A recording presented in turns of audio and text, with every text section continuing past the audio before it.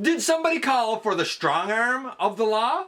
Well, I kinda did. This is the Legacy Evolution Strongarm, a character that I don't have a version of. I did review the original that was on loan to me, but I never owned it. For some reason, I kept passing it over back in the day, and I sort of regretted it. Will she fill the bill? We're about to find out in the latest GotBot True review.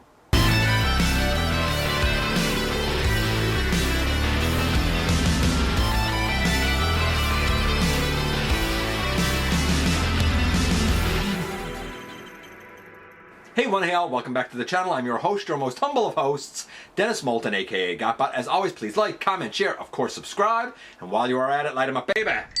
Hit that notification bell, please. It helps me out a ton, and it lets you know when content of all sorts goes up here on the channel. Check out Machinery of Man, The Everything Factor, all the groups that I'm either a mod or an admin for, as well as all of my social media links.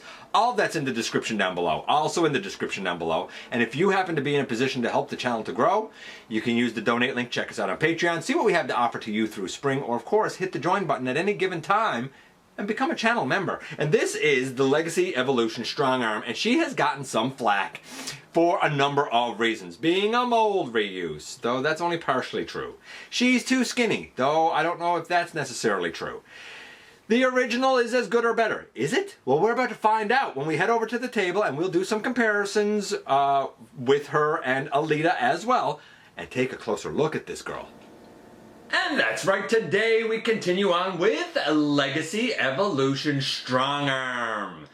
And she really has had a bit of a bum rap, you know. I looked at the original Strongarm from RID 2015 on loan by friend of the channel Maximal10 back in episode 850. And I liked it okay. I did find the backpack a little egregious, but otherwise I thought that she had decent articulation and a fun transformation, and she was solid on her feet. I liked her.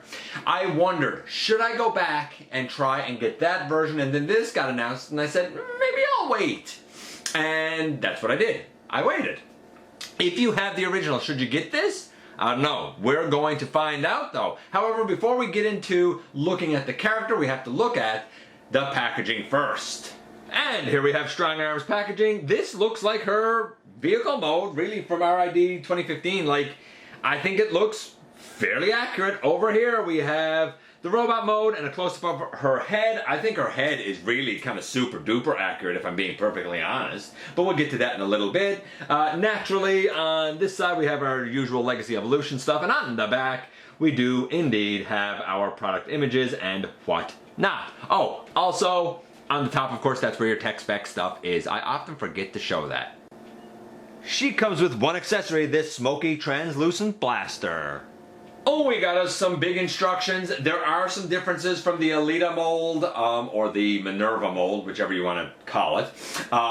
And the instructions do an admirable job of really trying to explain all of it, but man, some of the stuff with the backpack and the way the hood goes is a little bit rough. So let's deal with the elephant in the room. Is this just a lazy remold of the Alita 1 Minerva mold? Well, the Alita 1 Minerva mold is pretty much the same mold with a different head. However, in this case, the waist down is pretty much exactly the same. The little flaps on the inside of the leg that flip out are slightly different.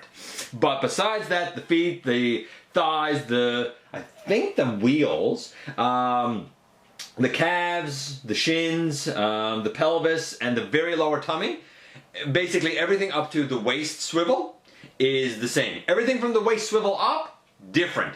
Different hands, different forearms, different upper arms. Everything on Alita can go attached basically to her backpack, like that's all on one hinge. You cannot do that with her. The shoulder pieces are attached to the upper arms, and then you have the rest of the backpack here. Out of package, I'll note this now, out of package, and in the instructions it tells you to add the light bar, but my light bar was already attached, so I didn't need to put that in. Also out of package, these door wings are down in the fixed position. You not only have to kind of flip them up, but there is a hinge in here, and you have to pull that out. Both of my hinges were very, very almost scary tight. They work fine now, but I had to really sort of wedge out the door, angle it up, and then you can kind of look in and see the way that you're supposed to pull out the door wing so that you get a little more leverage and a little more space there. So no, this is not just a simple reuse. It is half of a reused mold and half of a new mold. There, right? That's the way I would say it. Some people have said that they feel like the head of Strongarm is too big for the body. I don't feel that way. If her head is too big, then so is Elita One's and so is Minerva's. I have looked at all three of them. I don't have Minerva here at the moment, but I've looked at all three of them together, and like, no, her head's not really any bigger, at least not to me. If it is to you, then it is to you, but I don't see it. What about things like the coloration of Strongarm? I guess I could take her out of it now. We'll just lay her aside. What about the coloration on Strongarm? Well, let's start from the feet and work our way up. Her feet should be white with like a black outline. They're not. They are just black. The shin should be white, but we should have little blue detailings going up, like about 6 little blue highlights, like allspark blue. We don't have that, but I'm okay with the shins being white. The black knees, that makes sense. The gray on the thighs, that makes sense. The pelvis makes sense, though I do wish we had the little allspark blue detail here right on the hips. The gray tummy makes sense when we get to the actual chest. Having all of the blue lines like they're supposed to be right there in the center, and then the thinner blue line on the outside, all of that's accurate. The Autobot logo in the center, all of that's accurate. The head, I mean, we have the blue outline around her face. We have the yellow crest. We have the blue details out on the side. The blue going over her head. We have the eyes, the lips. The head is where she shines in terms of accuracy. Then we have the arms. The hands are basically the right color. The forearms are, you know, again, they're basically white and red. Now, granted, on the forearms, we should have half of her light bar on either side. We don't have that. We just have blue on the outside, but I'm okay with that. Then we get up to the shoulders, where her, like, shoulder pylons are. And again, like, the shoulder pylons are really supposed to be more rounded and blue. But here, they're the actual pieces of the car. That said, it's no different really than the way the shoulder pylons were sort of kind of handled on the like original release of her. Do I wish that it was handled slightly differently? Yes, but I can't get too angry at it from a design perspective. I'm going to say that for her look, overall she's a solid 9. She definitely looks like Strongarm. Now some people also said, but Strongarm was bulkier. Wrong. I'll say her Life in Plastic, her original toy release, was bulkier. But if you look at the animation, she's a little slender. She's still bulkier, I think, than most fembots, but she still has a certain femininity to her. And whether we're talking about the original or this one, I think they both capture that femininity in a different way. Okay, what about the articulation? Actually, before the articulation, I kind of gushed about her head. Let me just try and show her head for a second up fairly close. Like, man, look at that head. I mean, you have tiny blue and yellow details on the side. The crest is all painted. The blue over her head all painted. You have the blue outline on her face, right down on her chin. Her lips, her eyes, even the little allspark blue details up on her head. Like, there's a lot of paint here, man. I'd be remiss if I didn't mention that the thighs are all paint. There's paint on the outside of the arms with the blue. There's paint all on the I'll say the like roof and cab section. There's a significant amount of paint here. Her mass clocks in at about 70 grams, which is about 5 grams more than the Alita Minerva mold, which clocked in at about 65 grams. Yes, it's small for a deluxe. This is a case of, we give up some of the mass, but we definitely have a lot of parts here and a lot of moving pieces and a ton of paint. Okay, articulation, we're sitting at a 9. The head, it can go left, it can go right, it can look up and down, it can look up and down a bit, yeah. The waist is the waist that we've had all along. Leg kicks all the way forward, leg can kick all the way back, splits out to the side that far. It's not all the way, but it's effective. Thigh swivel, 90 degrees at the knee, ankle tilt in. Then we get to the arms. We do have a wrist rotation, which is nice. We have an elbow to a little over 90 degrees, which is nice. These shoulder pieces, they can go back and forward a bit.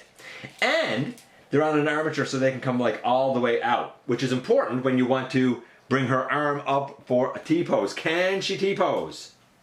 Yeah, she could T-pose. Granted, we do have kind of some pieces over her head, but like, she can do it no problem. Bicep swivel as well. You would think the shoulder pieces would get in the way, or the backpack would get in the way of the articulation a fair bit, but it really shockingly doesn't. I wish we had somewhere on the back where I could store her blaster when I don't want her using it. As it is now, it's just down on her leg. You could also put it in the side of her forearm if you are so inclined. I'm going to say that the articulation is 9.5. Like, she's solid on her feet, and I have put her in a number of poses, and she's held every single one of them.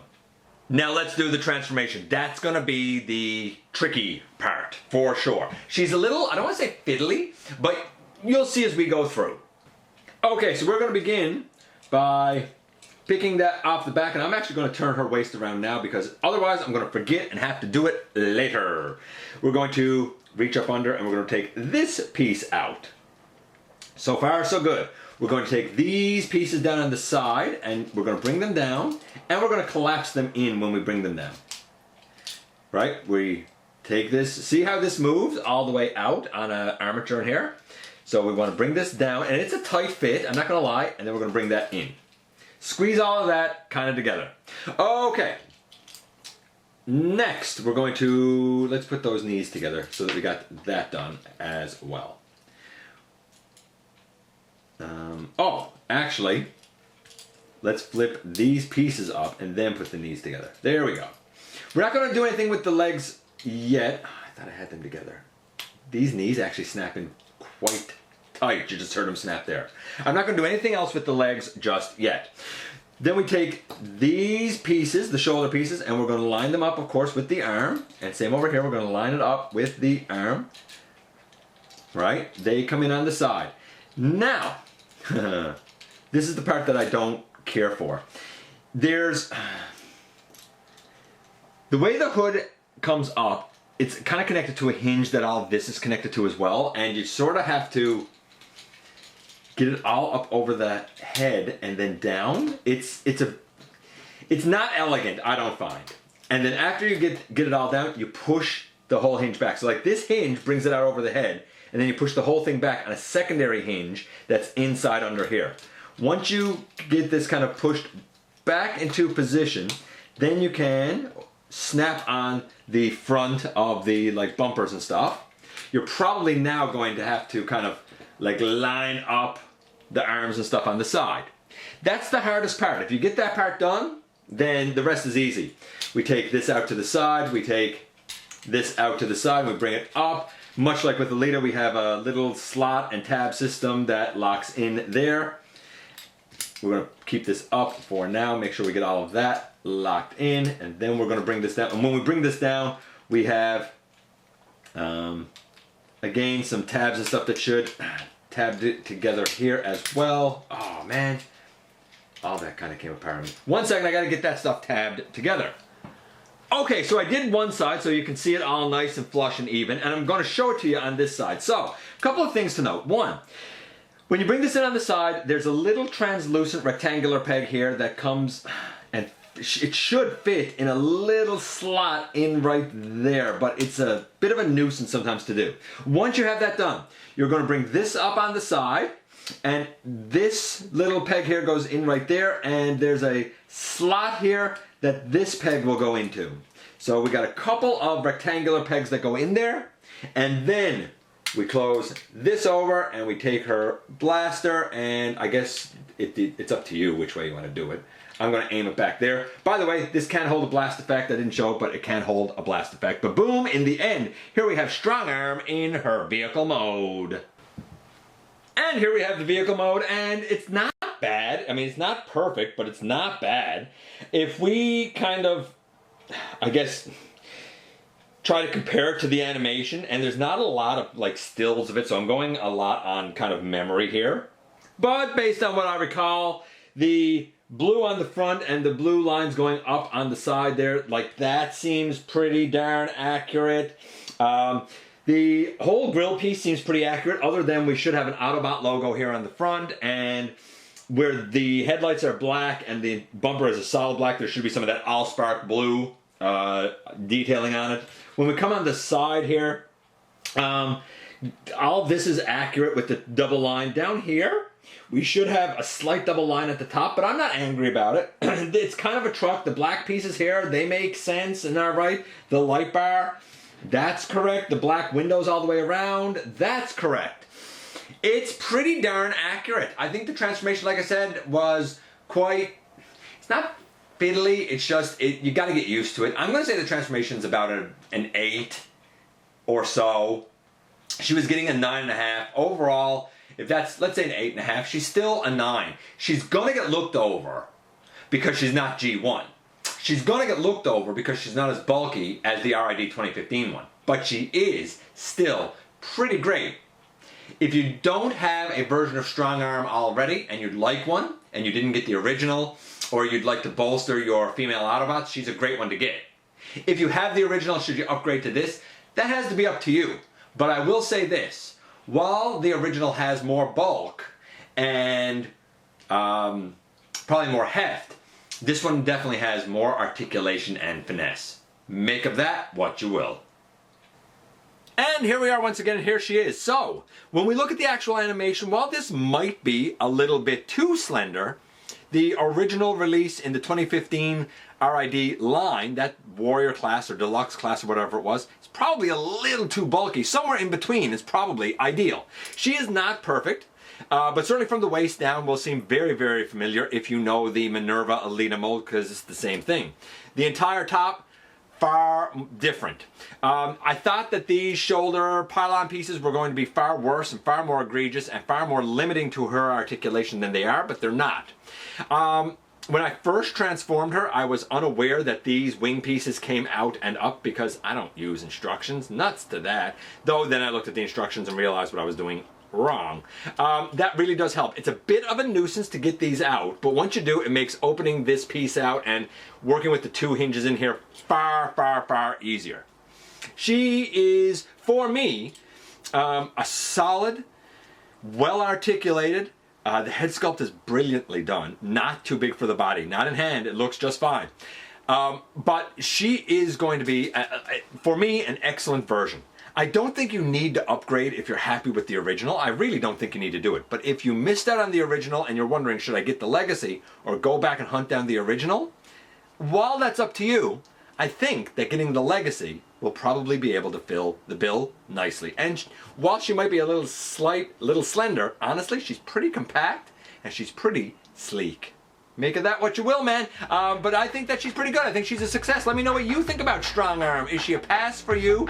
Is she somebody that you were gonna skip over and now you're like, oh, maybe not. Maybe she's worth it. Or are you hoping for a different use of this iteration of the mold? Only time will tell if we see this reused as anybody else for anything else. If you hear some squeaking, by the way, I'm pretty sure that the truck is going past my window to get the recycling.